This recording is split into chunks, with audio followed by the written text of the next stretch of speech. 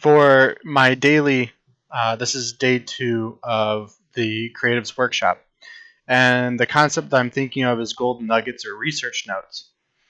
And what I'm looking at is every day I'm looking at a piece of content, and I'm thinking, how can I condense it down or summarize it into something that's useful for other coaches? A lot of coaches are too busy to read all the journal articles that get published every day, maybe stay on top of their education. And so a lot of them are also doing another job or they're teaching. They have a lot of obligations. And so I see this niche where I fit in, and that I love the research already. I'm going to be consuming videos, podcasts, tweets. I have conversations with coaches, every day on everything and anything. And so I saw this tweet and I thought, I have never heard of pineapple juice for cramping. I know what RPR is. That's reflexive performance reset. I then even shared my own tweet with the jigsaw adapter for the massage gun, but I'd never heard of pineapple juice as something to help with cramping. So I asked him. I said, "What's up with pineapple juice?" And the coach Demetrius is so kind to say, well, it's high in manganese, but also has this enzyme brolamine. It's in pineapple. It's supposed to reduce pain and help muscles relax. I thought, well, that's awesome. I only know about brolamine being with Jello breaking down. And so I thought of, Tony Holler, who's tagged in the tweet above.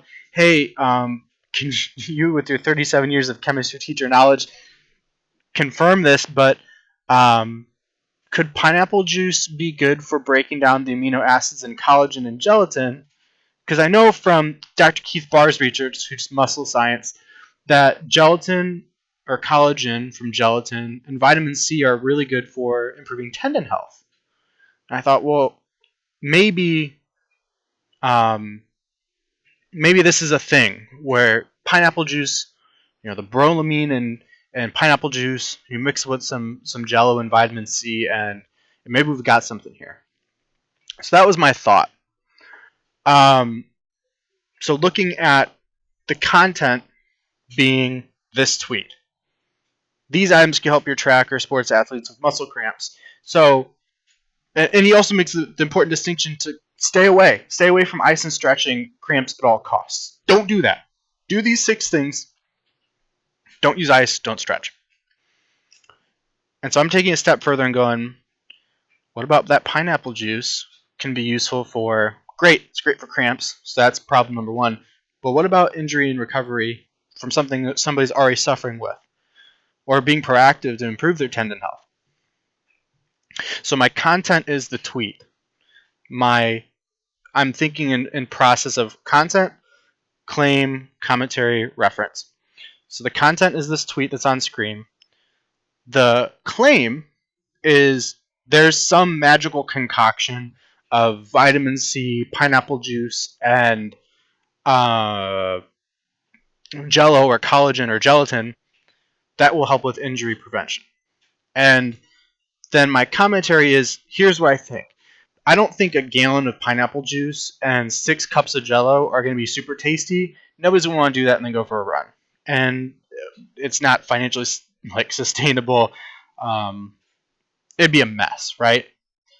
But maybe a cup of pineapple juice and 5 grams of gelatin, mixed in this concoction. You slurp it down an hour before working out. Maybe there's some benefit. Well, let's look at the research. If we look, vitamin C enriched gelatin supplementation before intermittent activity augments collagen synthesis. So this is Dr. Keith Barr's research. So this would actually be my reference to support my claim and my commentary. My commentary would be, I think that 5 grams of gelatin mixed with a cup of pineapple juice is going to be this injury prevention concoction. And I'm close. Supplementation with increased amounts of gelatin, peaking 1 hour after the supplement's given. 5 or 15 grams of gelatin showed increased collagen content and improved mechanics. Subjects who took 15 an hour before exercise showed double the amino terminal. The body absorbed more if you used 15 versus 5. So maybe it's 15 grams. But either way, we're finding a minimum effective dose of how much gelatin or collagen, and that's what we're shooting for. So then I would reference to this study. I'd reference to Dr. Keith Barr. I'd reference to maybe any podcasts or his Twitter or any research that he's done. And that's the plan.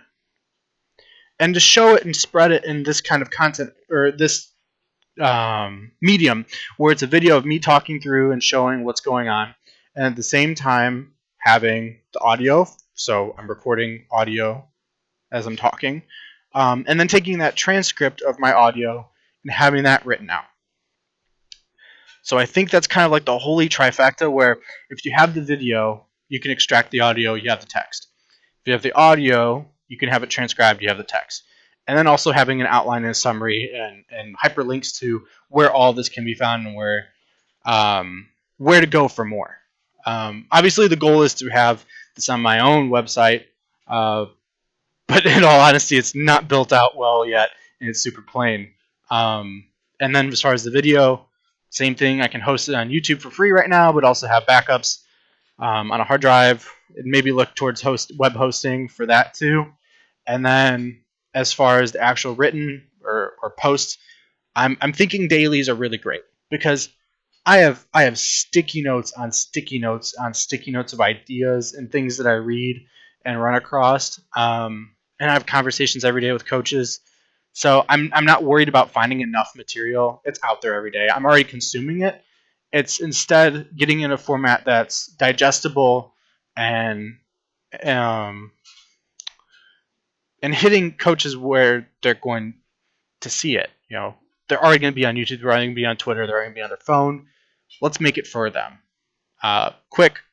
Maybe even Twitter is part of it too, where definitely for outreach, to speak to any coaches or communicate to them.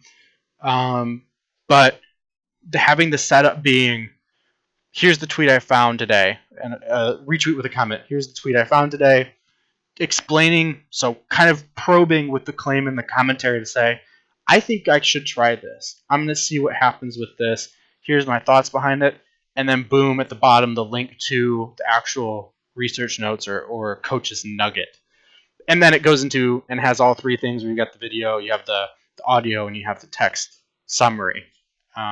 That's what I'm thinking right now. So this would be my daily for today. It would be publishing and shipping a video. What I'm looking toward then for this week is I want to at least have the written.